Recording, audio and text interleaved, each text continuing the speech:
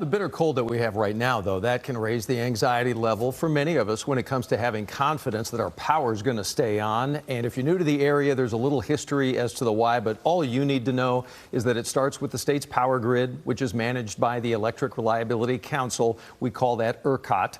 Our Steve Pickett now with their projections for this week. Well, as it gets colder out here, and it will, that also means turning up that heat on the inside of your home. The way to power warmth in your house, of course, relies on the state's management of power to your house.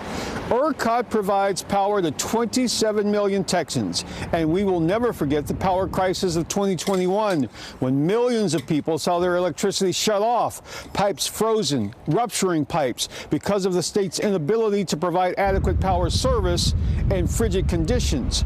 ERCOT leaders providing a review just a few weeks ago of their ability to provide sustainable service, and the short answer that they provided is yes, they will have the service. They expect peak use, however, of power in the early morning hours in conditions like this, we're told. But none of this would mean cutting off service to anyone. I spoke with a former ERCOT monitor who agrees.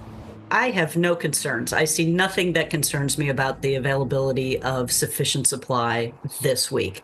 The ERCOT team has, forecasters. They're paying attention to the weather on an ongoing basis. Their projections of load for this week are not that high.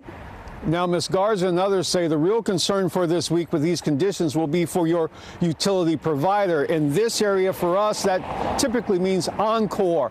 The concern about service outages, power outages as a result of certain conditions. We've already seen over the last 24 hours here about 4,000 people having power outages, tree limbs falling, power lines down, et cetera, et cetera. We've contacted Encore as well about preparing for what could come here in the coming days. Steve Pickett, CBS News, Texas.